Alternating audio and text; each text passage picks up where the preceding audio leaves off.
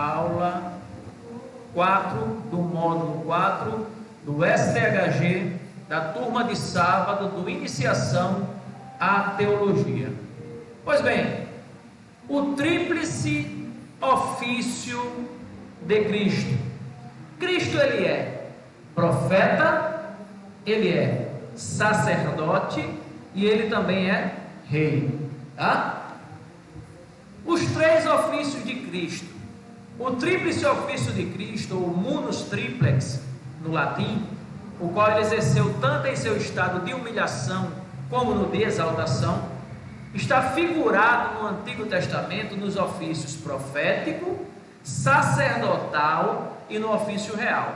Ofícios que eram consagrados através de unção, sendo ungido o significado do termo grego Cristo e do hebraico Messias. Então, no Velho Testamento, Deus falava através de profetas, através dos sacerdotes e através dos reis.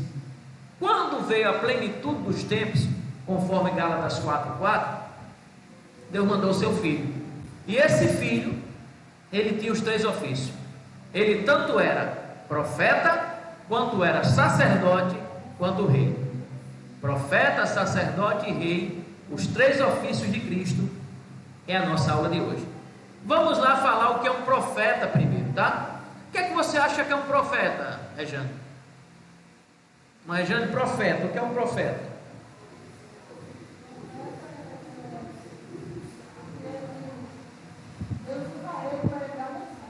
É aquele que traz uma mensagem, né? Seria um porta-voz de Deus, não é isso? Você concorda, Leandro? Então vamos lá, o Antigo Testamento ele emprega três palavras para designar o que é um profeta: Nabi, Roé e Chosen, tá? O sentido radical da palavra Nabi é incerto, mas com passagens como em Êxodo 7:1, Deuteronômio 18:18, fica evidente que a palavra designa alguém que vem com a mensagem, como o Rejane disse, da parte, é alguém que vem com a mensagem da parte de Deus para o povo. As palavras Roé e Chosen acentuam o fato de que o profeta é alguém que recebe revelações da parte de Deus, particularmente na forma de visões, e outros designativos também para essas palavras são homens de Deus. Então, quando alguém dizia aquilo é um homem de Deus no Velho Testamento, estava falando em relação a um profeta, certo? Mensageiro do Senhor. Esses apelativos indicam que os profetas estão prestando serviços ao Senhor e velam pelos interesses espirituais do povo. No Novo Testamento usa-se a palavra prophets, que é do grego, que é composta de pró e feme. A palavra prófeme não significa falar de antemão, mas proferir. O profeta é alguém que fala da parte de Deus, um verdadeiro porta-voz. Então Deus não queria falar diretamente com o homem, porque o homem é pecador e ele é santo, santo, santo. O que é que ele faz? Usa a boca do profeta, que também peca, para falar com os homens. Eram homens que eram escolhidos, ungidos, tá certo? Eles eram ungidos por Deus para falar. O profeta é alguém que fala da parte de Deus. Desses nomes tomados em conjunto, podemos deduzir que o profeta é alguém que vê coisas, tem visões, isso é, que recebe revelações, coisas que ainda irão acontecer, que está a serviço de Deus, particularmente como mensageiro. Ele tinha que entregar a mensagem de Deus e que fala em nome de Deus. Portanto, é comum no Velho Testamento você ver a expressão assim diz o Senhor, em nome de Deus, tá? Assim diz o Senhor era uma assinatura de Deus. Era como se o profeta tivesse assim: Deus está falando, é Deus que está falando. Porque também, se o profeta no Velho Testamento não dissesse aquilo que Deus mandou ele dizer, ele seria imediatamente fulminado. O profeta de Deus não tinha a opção de errar, de falar da sua própria boca. Ele tinha que falar aquilo que Deus mandasse quando ele estava sendo usado por Deus. Ele não tinha o Espírito Santo tabernaculado dentro dele. Ele não era um templo e morada do Espírito Santo como nós somos, porque nessa época da lei o Espírito Santo vinha sobre o homem. É como se você pegasse um conta-gota, Deus pegasse um conta-gota e pingasse um pouquinho do Espírito Santo em cima do homem, para que ele pudesse falar aquilo que ele queria, certo? Vocês estão entendendo? Qual é então a atuação de Jesus como profeta? Nós vamos ver aqui como os profetas se completavam e se relacionavam com Deus, agindo em conexão e estreita comunhão com Ele. Com Jesus não foi diferente. Ele possuiu intimidade pessoal com o Pai e recebeu dele a unção de profeta, daquele que havia sido citado por Moisés no livro de Deuteronômio, capítulo 18 e verso 18. Lê, por favor, Dione, Deuteronômio, quinto livro da Bíblia, capítulo 18 e verso de número 18. O que é que diz aí? Vamos ver se a Bíblia chama realmente Jesus de profeta aí no Velho Testamento. Capítulo 18 e verso de número 18. Deuteronômio é o quinto livro. Quinto livro da Bíblia. É só abrir no Pentateuco, os 5 primeiros livros da Bíblia, como eu já ensinei para vocês. Muito antes.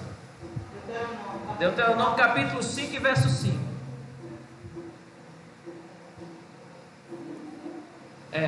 18 e 18, perdão. 18 e 18, perdão. É o quinto livro. Jesus era o cumprimento daquela profecia que foi dita aí. Lê, por favor, Deuteronômio 18.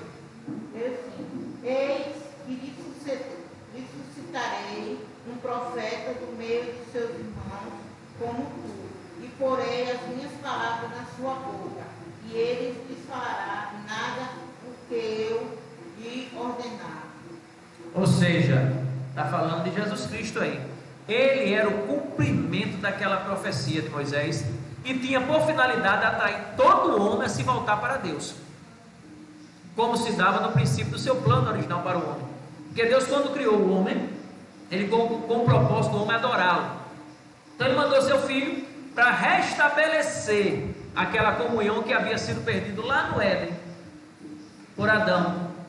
Lá em Gênesis capítulo 3 verso 15, que é o prólogo do Evangelho, Deus dá uma profecia. Deus foi o primeiro, ele não deu a honra para ninguém, ele foi o primeiro que profetizou na Bíblia. Ele diz assim, e levantarei da semente da mulher um que pisará a cabeça da serpente. Então ele já dava provas de que iria efetivamente trazer de volta ao convívio dele o homem, a sua obra-prima, o homem, a sua imagem, conforme a sua semelhança. Vou passar aqui um vídeo rápido para vocês aqui que fala das profecias que Jesus falou.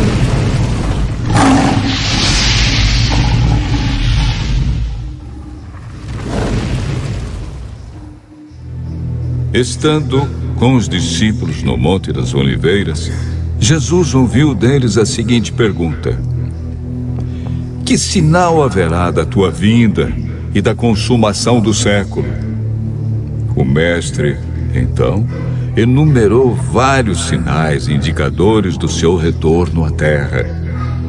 Alguns sinais destes apresentados tiveram cumprimento inicialmente em Jerusalém e serviram como maquete ilustrativa dos acontecimentos do fim.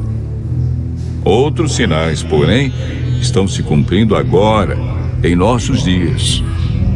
Todos os dias lemos e ouvimos nos jornais, rádio e televisão inúmeros acontecimentos. São várias as tragédias: terremotos, chacinas, roubo, enganos, crianças abandonadas, doenças, fome, guerras. O que diz a Bíblia sobre esses acontecimentos?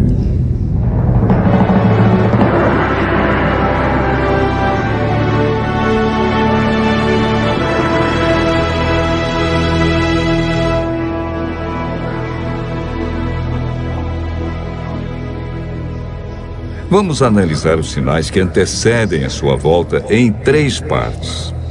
Primeiro, os sinais no mundo social. Segundo, sinais no mundo natural. E por último, sinais no mundo religioso. Os sinais no mundo social estão descritos em Mateus 24, versos 6, 7 e 10. Jesus profetizou que antes de sua volta, o mundo estaria envolvido em guerras, fome, nação contra nação, reino contra reino. traição e ódio entre as pessoas. Na segunda carta de Timóteo, capítulo 3, versos 1 a 5, nos fala de tempos difíceis. Desemprego, fome, pessoas egoístas, avarentas, pessoas blasfemando de Deus, filhos desobedientes a pais, homens sem domínio de si. Esses sinais no mundo social são provenientes da obra de Satanás e não de Deus. Na segunda parte do nosso estudo, falamos a respeito dos sinais no mundo natural. Mateus 24, versos 7 e 29, fala de sinais que estão acontecendo e que já aconteceram. No dia 19 de maio de 1780, o sol escureceu. Esse dia ficou conhecido como o Dia Escuro. Na região leste dos Estados Unidos, tão densas eram as trevas que as lamparinas foram acesas ao meio-dia. A lua, embora fosse cheia, negou-se a iluminar. A ciência não conseguiu explicar esse fato sobrenatural, mas a Bíblia o apresenta como um dos sinais que antecede a vinda de Cristo. Em 13 de novembro de 1833, ocorreu uma deslumbrante queda de estrela jamais vista. Esses sinais já se cumpriram uma vez, mas antes da vinda de Jesus, se repetirão com maior intensidade. Os sinais no mundo natural, como terremotos, enchentes e grandes calamidades que matam milhares de pessoas, indicam que Satanás está agindo até mesmo na natureza. Tratamos na terceira parte do nosso estudo sobre os sinais no mundo religioso. Mateus 24, versos 4 e 5, fala sobre o engano religioso que haverá no tempo do fim. Mateus, capítulo 24, verso 11, refere-se ao aumento das religiões. Somente no Brasil existem mais de 1.500 religiões cristãs. No mundo, são mais de 35.000 religiões cristãs.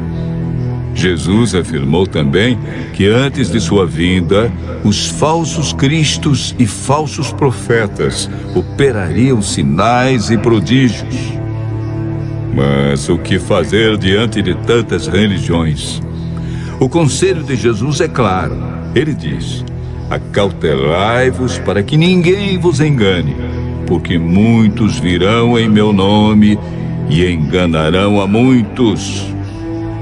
Segundo Pedro 2, versos 1 a 3, fala da atitude de líderes religiosos que são movidos pela ambição e acabam usando a religião, a Bíblia, milagres e o nome de Deus para explorar as pessoas que os procuram em busca de curas, sinais e prodígios. Outro sinal no mundo religioso é encontrado em Mateus 24, verso 14. Apresenta o sinal de Deus, que indica que o fim realmente chegou. Esse sinal é a pregação do Evangelho do Reino em todo o mundo. O apóstolo Paulo nos fala em Gálatas, capítulo 1, verso 6, de um outro evangelho que parece ser bíblico, mas não é. Esse evangelho é o falso evangelho de Satanás, pois este sabe que pouco tempo lhe resta e está empenhado em difundir os seus terríveis enganos. O que devemos fazer para não sermos enganados diante de tantas religiões? Em 1 João, capítulo 4, verso 1, encontramos a resposta. A Bíblia nos orienta a provar se os espíritos provêm de Deus ou não, ou seja, comparar. Aquele que quiser fazer a vontade de Deus deve comparar a doutrina da Bíblia com aquilo que outros ensinam. Por que Deus manda provar? De acordo com Mateus 7, verso 15, o engano vem parecendo verdade. Paulo afirma que não é de admirar, porque o próprio Satanás se transforma em anjo de luz. Não é muito, pois que os seus próprios ministros se transformem em ministros de justiça, e o fim deles será conforme as suas obras. 2 Coríntios, capítulo 11, versos 14 a 15. Satanás tem poder para encantar as pessoas.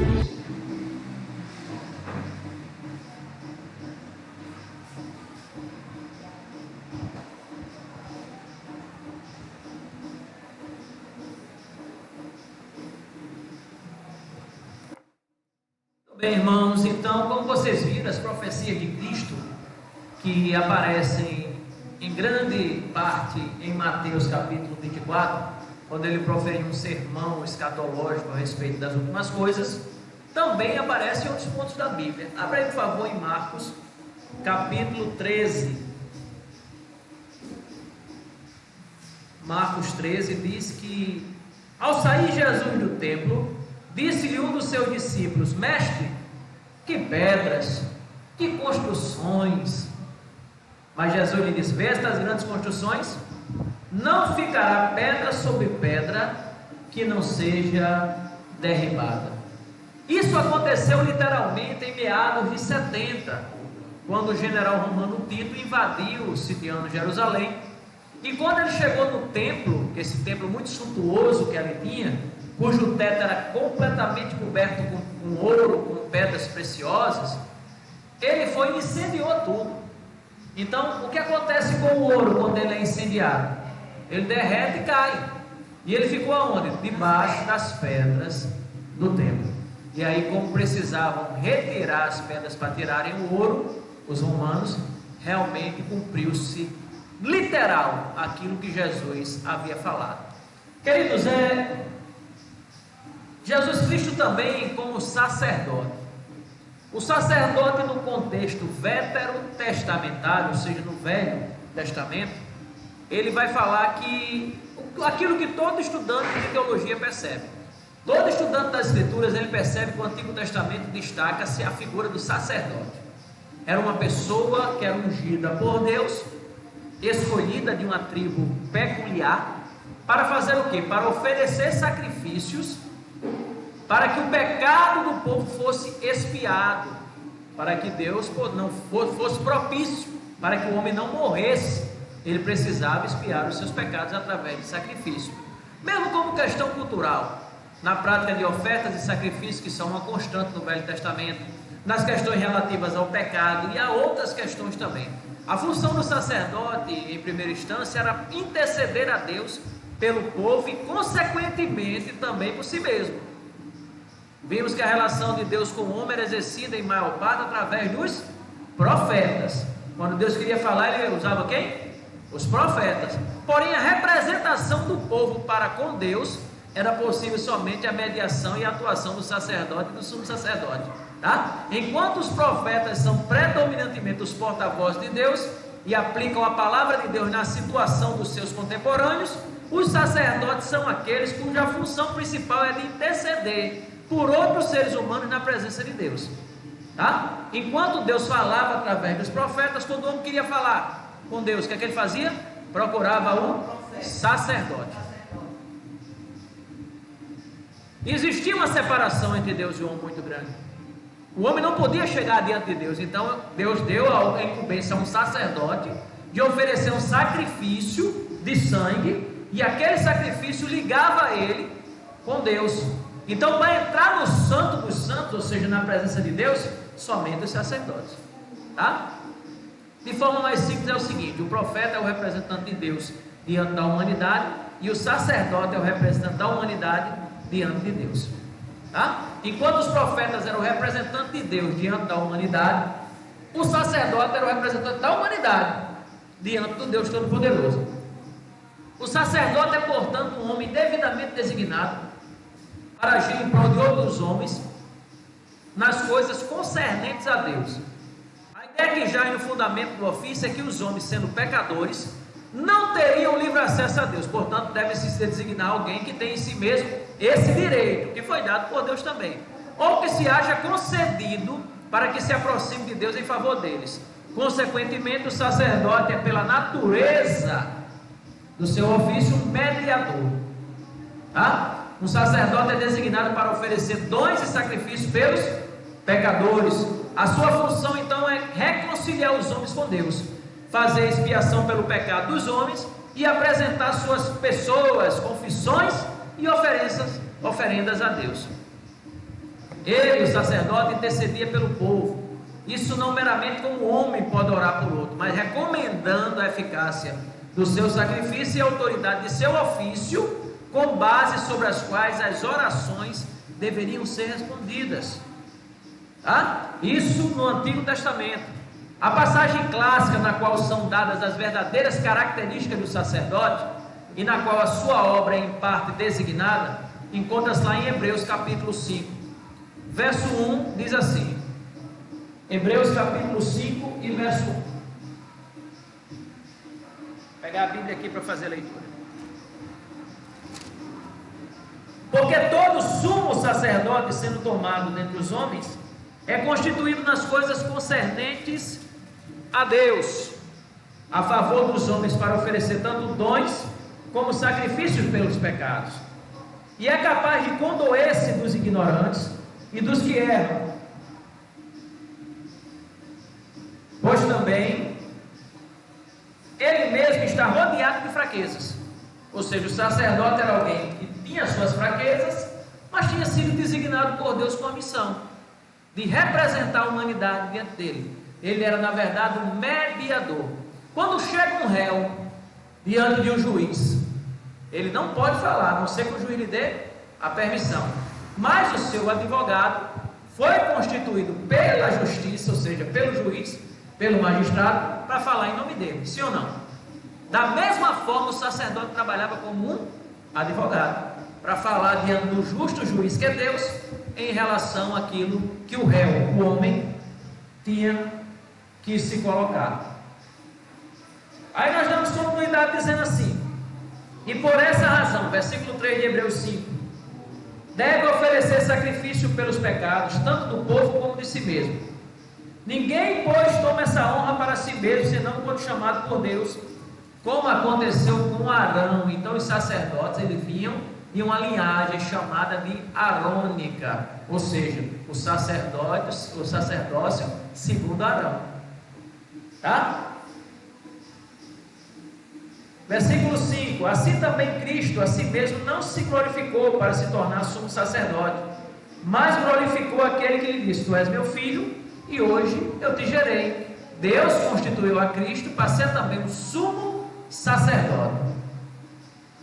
Como em outro lugar também diz, tu és sacerdote para sempre, segundo a ordem de Melquisedeque, rei de Salém. Cristo, ele recebe o sacerdócio não da linhagem de Arão, mas ele recebe o sacerdócio da linhagem de Melquisedeque, que é uma figura emblemática que aparece na Bíblia, que não tem genealogia, não fala da mãe e do pai dele, mas que fala que ele é um rei de paz. Ele, Jesus, no dia da sua carne, tendo oferecido com forte clamor e lágrimas, orações e súplicas a quem podia livrar da morte, tendo sido ouvido por causa da sua piedade, embora sendo filho, aprendeu a obediência pelas coisas que sofreu, e tendo sido aperfeiçoado, tornou-se o autor da salvação eterna para todos que lhe obedecem, tendo sido nomeado por Deus. Quem foi que nomeou Jesus? O Deus Pai, Todo-Poderoso, como sumo sacerdote segundo a ordem de Melquisedeque.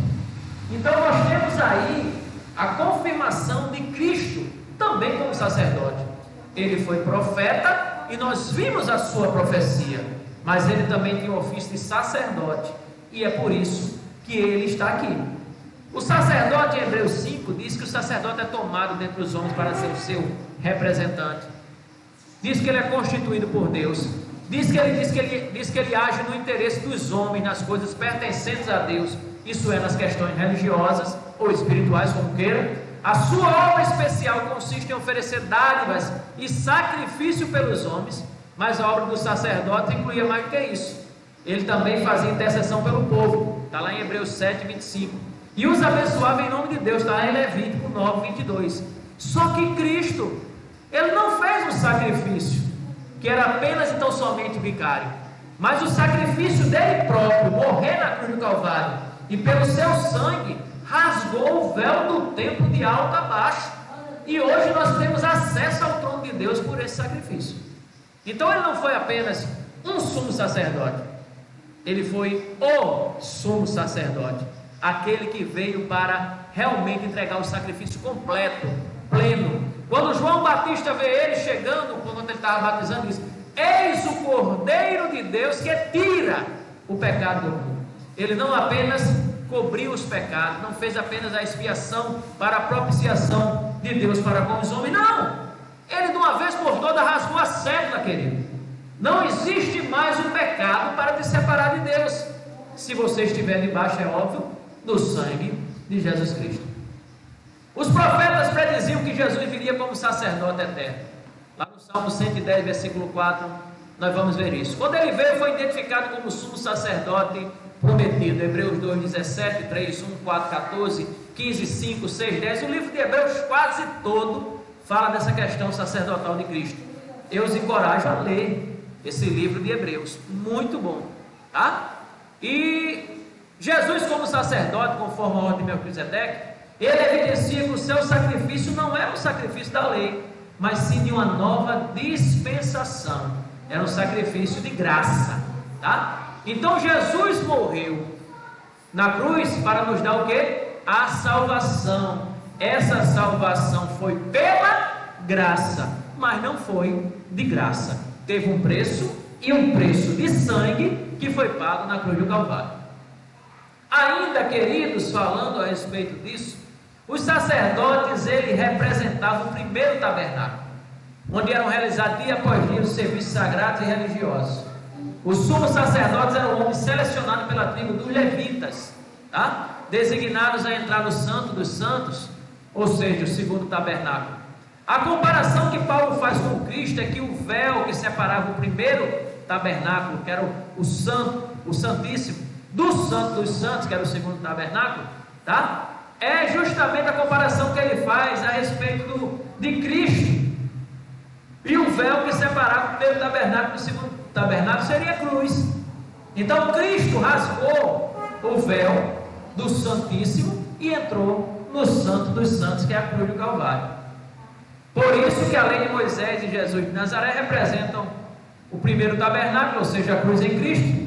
E Jesus de Nazaré larga a sua carne, seu véu, e entra de uma vez por toda no Santo dos Santos, ou Santíssimo, conforme Hebreus 9 e verso 12. Com seu próprio sangue que foi vertido na cruz, ele entrou de uma vez por toda no Santo dos Santos, obtendo eterna redenção. Por isso, lá em Hebreus 10 e 9, ele diz: vim fazer a tua vontade. Cancela uma vez por todas a primeira aliança, que estabelece definitivamente que o homem precisava fazer alguma coisa, tinha que ser salvo pelas questões envolvidas na dispensação da lei. Mas aí agora não. Agora a última é pela graça, mas não foi de graça. Cristo na cruz cancelou a lei e estabeleceu a graça. Pastor, o que é que eu preciso fazer para ter a salvação? Absolutamente nada. Tudo foi feito por Ele. Então todo mundo está salvo? Não. Só aqueles que o receberam. João capítulo 1, verso 12 vai dizer: veio para o que era seu, mas os seus não o receberam. Mas a todos quanto receberam, deu-lhes o poder de serem feitos filhos de Deus, a saber, os que creem no seu nome. Assim ele foi sacerdote chamado por Deus, jurou o Senhor: tu és sacerdote eternamente, segundo a ordem de Melquisedeque. Jesus, sacerdote conforme a ordem de Melquisedeque, chama a atenção para o fato de que ele, assim como Melquisedeque, era tanto rei como sacerdote. Assim como Melquisedeque foi chamado rei de justiça, Jesus também foi, conforme Atos 22:14, Jeremias 23:6, 1 João 2:1, assim como Melquisedeque foi chamado rei de paz, conforme Hebreus 7:2, Jesus também foi, conforme Isaías 9:6. Nenhum dos sacerdotes levíticos foi sacerdote e rei, mas Jesus era tanto sacerdote como um rei, conforme Zacarias 6:13, segundo a ordem de Melquisedeque. Então Jesus veio da tribo de Levi? Não, ele veio da tribo de Judá, mas foi ungido por Deus do mesmo jeito, foi escolhido, mostrando nisso que o Deus Todo-Poderoso, ele faz do jeito que ele quer, conforme o beneplácito da sua justiça. Vamos assistir um vídeo rápido para a gente entrar numa polêmica bem interessante.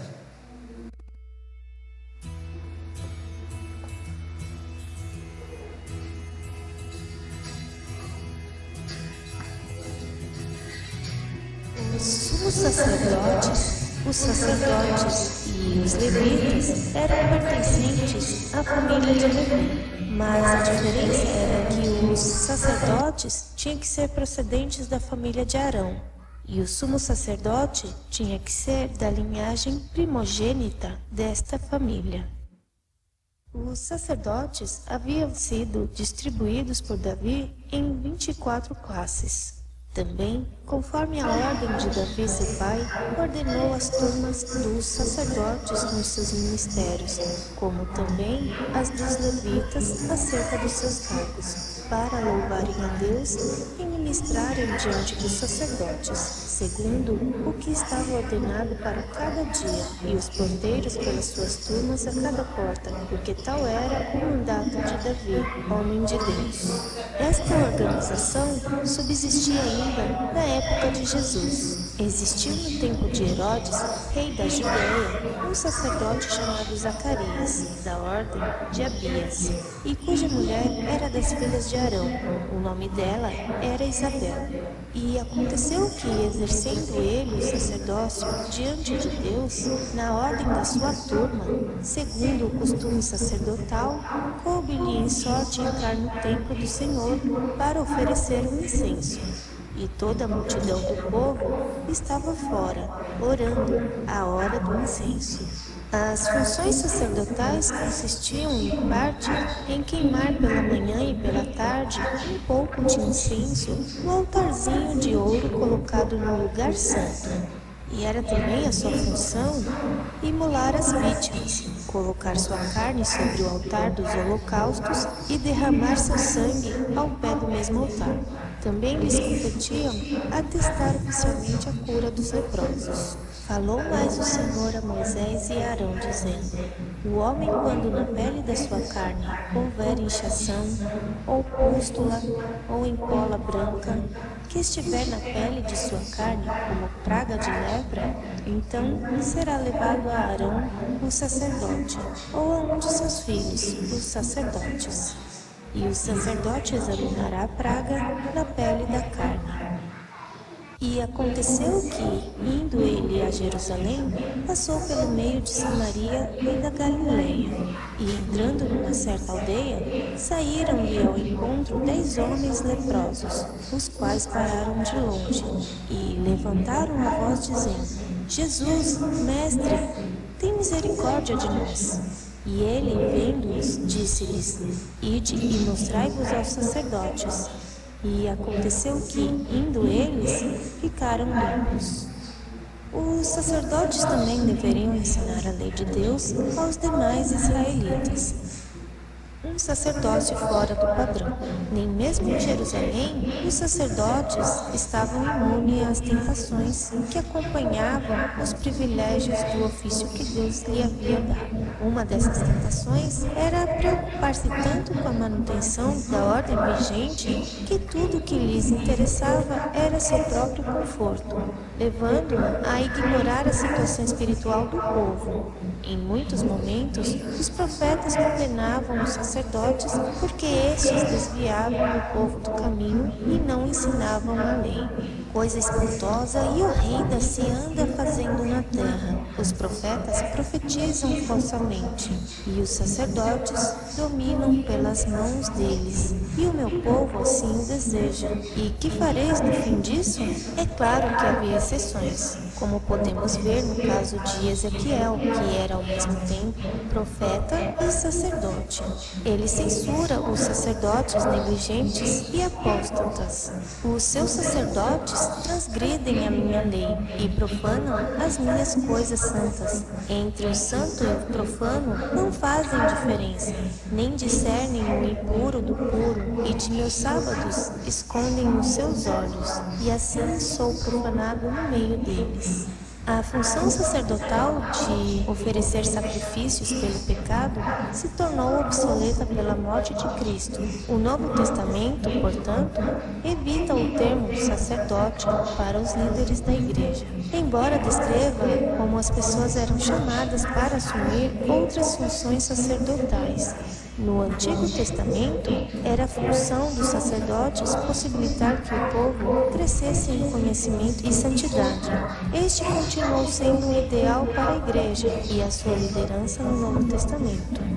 Um reino de sacerdotes. É possível que o sacerdócio, como grupo distinto, tenha surgido no momento em que foi organizada a nação, mas todo Israel foi chamado para ser um reino de sacerdotes e nação santa. E vós me sereis reino sacerdotal e povo santo. O povo deveria fazer o que os sacerdotes faziam, ensinando às outras nações o conhecimento de Deus. Este conceito de missão e testemunho foi retornado no Novo Testamento. Mas vós sois a geração eleita, o sacerdócio real, a nação santa, o povo adquirido, para que anuncieis as virtudes daquele que vos chamou das trevas para a sua maravilhosa luz. Por hoje é só.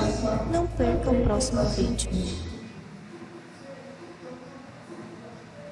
Bênção, né? Então deu para ter a noção do que é sacerdote, tá? E deu para nós entendermos o que é que Jesus, como sacerdote, fez aqui na terra. Ele expiou os nossos pecados. Cristo como rei é a última parte da nossa aula. Então fala da monarquia do Antigo Testamento. Eu posso dizer que todas as nações registradas na Bíblia possuíam um representante legal instituído, ou seja, um homem escolhido para arcar com a função de estar à frente do seu povo. Tal indivíduo, por sua vez, é conhecido comumente pelo substantivo de rei. Esse substantivo, derivado do hebraico Melec, aparece segundo Vini, dicionário Vini, 2.513 vezes no Antigo Testamento, ou seja, é bastante vezes, né? Chaplin, que é outro escritor de comentário bíblico, ele ressalta que essas ocorrências vão desde Gênesis 14 até Daniel 7:24. Já a expressão no grego é basileus e a expressão reino é basileia, tá? Termo que aparentemente aparece por 111 vezes já no Novo Testamento. Se considerarmos seus cognatos como rainha, reinar, reino, esse número aumentará para mais de 300 vezes só no Novo Testamento. Quem era o rei? Era o representante maior da nação nas questões relacionadas ao social e não incomum as questões espirituais também, tá? Essas referências podem ser observadas principalmente nas nações pagãs, no qual a relação entre os governantes e a divindade era uma relação íntima. No Egito, a tendência era que Faraó, o rei, recebesse a oposição equivalente ao Deus. Na Síria, o rei era antes o representante do Deus, para depois se tornar, exercer a sua função de profeta, que, como observamos no outro lugar, era o legal representante da divindade na terra. O reinado de Israel em si, depois da inevitável queda de Saul, foi feito por Davi, que era o escolhido por Deus para assumir o reinado da nação judaica. Na verdade, Deus, no período chamado de teocrático, Deus é que governava a sua nação, mas o povo via todo mundo tendo um rei, aí disse: a gente queria ter um rei também. Aí Deus foi e escolheu Saul. Saul não deu certo, desobedeceu às ordens de Deus, e lá em 1 Samuel 15:22 vai dizer que é melhor obedecer do que sacrificar. Então Saul foi deposto do seu cargo, entrando assim o Messias, aliás, entrando assim Davi, que seria profetizado que da linhagem de Davi nasceria o Messias, que é Cristo, tá? Quando a gente vai ver lá em Atos 13, 17 ao 22, diz assim: o Deus desse povo de Israel escolheu a nossos pais e exaltou o povo, sendo eles estrangeiros na terra do Egito, e com braço poderoso o tirou dela, e suportou os seus costumes no deserto por espaço de quase 40 anos, e destruindo as 7 nações da terra de Canaã, deu-lhes por sorte a terra deles, e depois disso por quase 400 anos lhe deu juízes, até o profeta Samuel. Depois pediram um rei, e Deus lhe deu por 40 anos a Saul, filho de Quis, varão da tribo de Benjamim, e quando este foi tirado, lhe levantou como rei a Davi, ao qual deu testemunho e disse: achei a Davi, filho de Jessé, varão conforme o meu coração, que executará toda a minha vontade. Então Davi é considerado um homem segundo o coração de Deus, tá? Foi um homem levantado pelo próprio Deus. Esse diferencial que havia em Davi fez com que Deus estabelecesse com ele um eterno pacto, no qual descenderia Jesus, o Messias. A graciosa aliança de Deus com Davi prometia que o direito de governar permaneceria para sempre com a dinastia de Davi. A primeira promessa feita a Davi é a fundação de uma dinastia davídica. O Senhor te fará saber o que o Senhor te fará a sua casa. No versículo 11.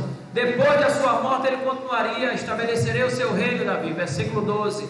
A palavra profética revela a relação pai-filho e a continuidade da casa de Davi. Não faltará sucessor em Israel, que não será quebrada como foi a casa de Saul.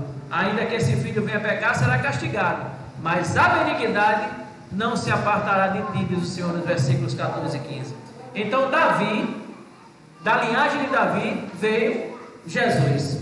Mas pastor, peraí, deixa eu entender uma coisa.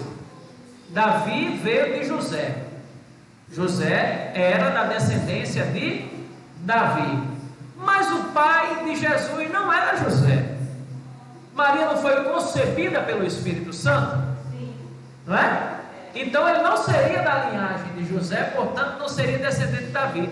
Acontece que Maria também era descendente de Davi.